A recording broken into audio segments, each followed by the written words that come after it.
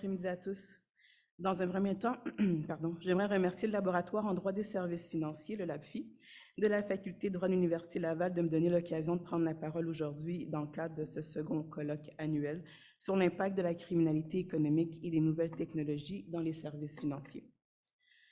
Donc, dans un premier temps, comme ça a été mentionné, mon nom est Jennifer Van Kolfab. Je suis gestionnaire intérimaire du Bureau de Montréal pour le Centre d'analyse des opérations et déclarations financières du Canada, qu'on appelle aussi CANAF.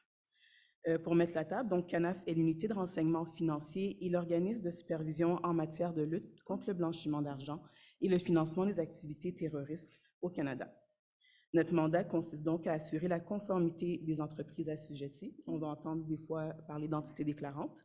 Donc, à la loi sur le recyclage des produits de la criminalité et le financement des activités terroristes, je m'excuse, et les règlements connexes, et de produire des renseignements financiers exploitables pour nos partenaires des forces de l'ordre, les organismes d'application de la loi de sécurité nationale, afin de contribuer à leur enquête sur les infractions de blanchiment d'argent et de financement d'activités terroristes et l'atteinte à la sécurité nationale également.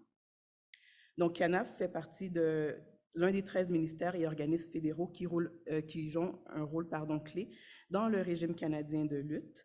Et au sein du secteur privé, ce sont plus de 24 000 entités déclarantes ou entreprises qui nous aident aussi en ayant un rôle de première ligne, que ce soit les banques, les casinos, les entreprises de services monétaires, les courtiers immobiliers, entre autres. Ces entités doivent vérifier l'identité de leurs clients, conserver des dossiers, déclarer certains types d'opérations financières, mais on va en parler un petit peu plus loin, puis je sais que cet après-midi également, ça va être touché. Donc, grâce aux déclarations que nous recevons des entreprises canadiennes, nous sommes en mesure de produire des renseignements financiers exploitables par les organismes d'application de la loi et de sécurité nationale au Canada. Donc, au courant de l'année dernière, il y a eu plus de 2300 communications de renseignements financiers au soutien à des enquêtes sur le blanchiment d'argent, le financement des activités terroristes partout au Canada et dans le monde qui ont été communiquées à nos partenaires. L'année dernière également, notre renseignement financier a contribué à plus de 335 enquêtes majeures exigeantes en ressources, ainsi qu'à plusieurs centaines d'autres enquêtes individuelles au niveau municipal, provincial, fédéral et international également. Juste pour assurer qu'on parle tous de la même chose, je veux juste revenir rapidement sur les infractions. Dans un premier temps, pour le blanchiment d'argent, quand on parle de blanchiment d'argent, on parle du processus qui est utilisé pour dissimuler la source des fonds ou des biens découlant d'activités criminelles. Donc, le processus habituellement contient 3 étapes qui sont universellement reconnues. Donc, la première étape, on parle du placement. L'étape du placement, ça consiste à introduire les produits de la criminalité financière dans le système financier. C'est la première étape. Ensuite, on parle de dispersion. La dispersion consiste à convertir les produits de la criminalité à une autre forme et créer un enchevêtrement complexe d'opérations financières dans le but de brouiller les pistes et la vérification et masquer en fait le régime des fonds. C'est vraiment ça. Donc, c'est plusieurs opérations. On va faire soit des investissements, des achats de biens et services et autres. Par la suite, la troisième étape, on parle de l'intégration, qui consiste à réintroduire des produits une fois blanchis dans l'économie, maintenant qu'ils ont une apparence légitime. C'est l'objectif, en fait, du processus, et le cycle est complet. Dans le cadre du financement des activités terroristes, dans ce cas-ci, ça consiste à utiliser des fonds, des biens ou des autres services pour encourager, planifier, contribuer ou participer à des actes terroristes où la motivation principale n'est pas le gain financier. Ça fait partie d'une des différences entre les deux délits, en fait. Donc, la première différence, c'est que les fonds peuvent provenir de sources légales et non pas seulement d'actes criminels. Donc, on peut financer du terrorisme avec notre salaire, là, finalement. Et dans un deuxième temps, l'argent est le moyen utilisé et non pas l'objectif. Le but premier est d'utiliser les fonds pour faciliter et mener à bien les activités terroristes. Maintenant, le pourquoi. Je pense que c'est important de mentionner le pourquoi. En fait, on a vraiment tous à cœur, je crois, dans le régime canadien, ce sont les victimes, finalement. Donc, je pense que tous et chacun, c'est pour ça qu'on le fait.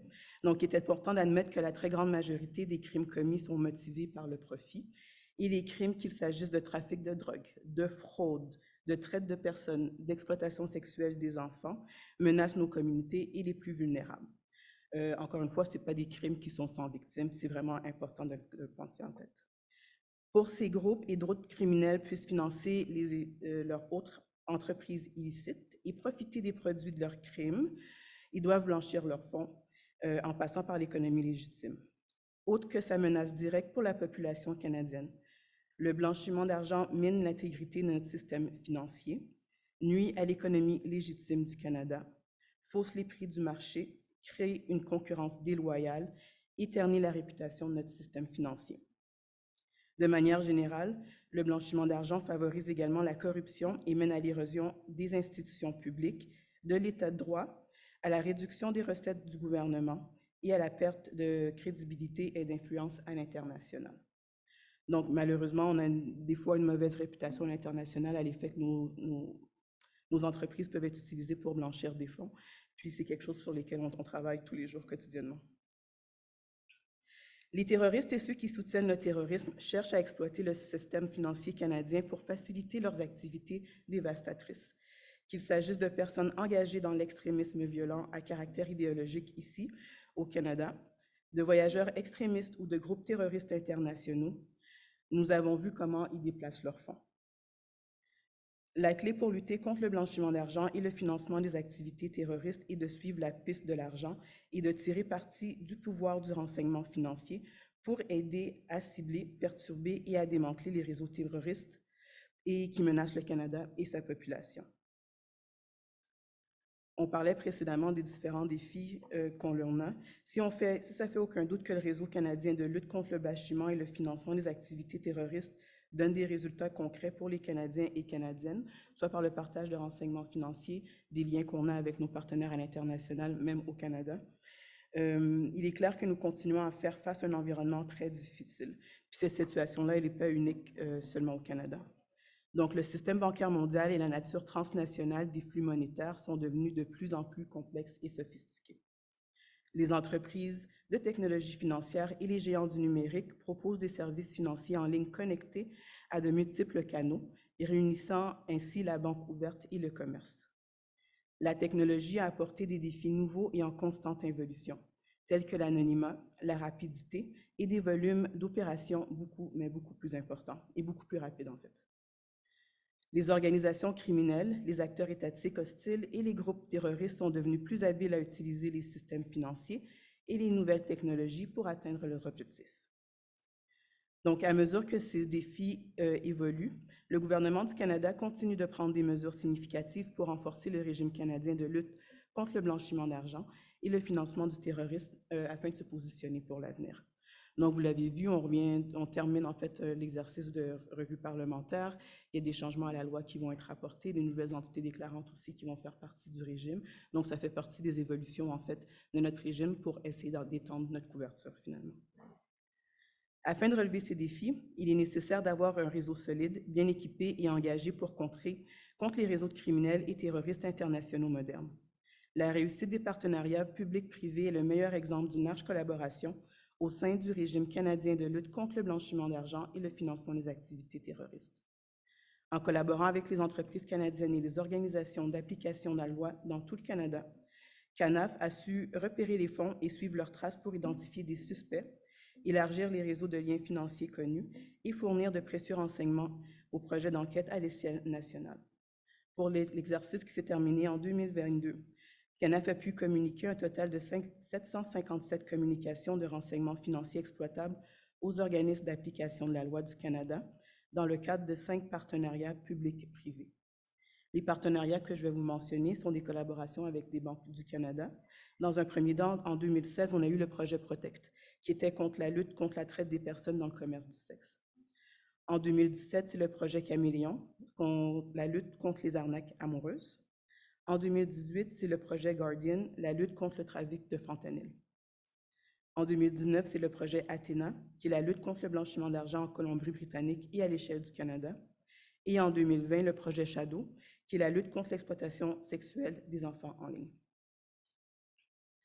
Donc, tous ces partenariats, c'est des communications de renseignements financiers qui ont permis de mettre à jour des liens entre des personnes et des entreprises qui n'ont pas été dévoilés dans le cadre d'une enquête et qui ont pu aider les enquêteurs à préciser la portée de leur dossier ou encore à les amener à s'intéresser à des nouvelles cibles. Les communications de renseignements peuvent porter sur une seule personne ou des réseaux criminels beaucoup plus vastes. Elles sont également utilisées par les organismes d'application de la loi pour préparer des déclarations sous serment dans le but d'obtenir des mandats de perquisition et des ordonnances de communication. Et enfin, ce qu'il faut comprendre, que chaque communication peut contenir des centaines, voire même des milliers d'opérations envoyées. Grâce à l'information que CANAF reçoit des partenaires du régime et des entreprises, le Centre est en mesure de produire de précieux renseignements stratégiques dans la lutte contre le blanchiment d'argent et le financement du terrorisme. Le Centre utilise des recherches et des techniques analytiques pour déceler les caractéristiques, tendances, tactiques utilisées par les criminels pour blanchir l'argent et financer les activités terroristes. Les activités de renseignement stratégique de CANAS visent à informer la communauté de la sécurité, du renseignement, ses partenaires du régime, les décideurs, les entreprises, la population canadienne et nos homologues internationaux sur la nature et l'étendue du blanchiment d'argent et du financement des activités terroristes. Pour ce faire, le mandat de CANAF inclut également l'évaluation de la conformité avec la partie 1 et 1.1 de la loi et des règlements CONES, desquels toute entité visée doit déclarer des opérations précises, vérifier l'identité des clients, tenir certains documents. La mise en place par ces entités d'un programme de conformité adéquat permet à CANAF de recevoir suffisamment de déclarations de qualité pour produire des renseignements financiers solides. Au fin de l'évaluation de conformité, la loi confère à CANAF le pouvoir d'examiner les activités de toute entité déclarante visée par les examens. Donc, principalement, on parle de la mise en œuvre d'un programme de conformité, par exemple, des obligations quant à bien connaître son client, donc comment identifier nos clients, les obligations de bénéficiaires effectifs, la déclaration de toutes les opérations requises, donc chaque acteur d'activité déclarante va avoir des déclarations à produire, les exigences en matière de tenue de documents, relations de correspondants bancaires, par exemple, pour les institutions financières, ou même les directives ministérielles qui émanent du ministère des Finances. Enfin, plus que jamais, nous devons travailler ensemble pour faire en sorte que le régime canadien de lutte contre le blanchiment d'argent et le financement du terrorisme soit solide et efficace, et que nos réseaux collectifs soient en mesure de vaincre des criminels et des terroristes de plus en plus sophistiqués et déterminés. Ce sont des événements comme celui d'aujourd'hui qui permettent de réfléchir ensemble aux problèmes et identifier des solutions pour l'avenir. Donc, sur ce, je vous souhaite vraiment de passer un bel après-midi puis un colloque très productif. Merci.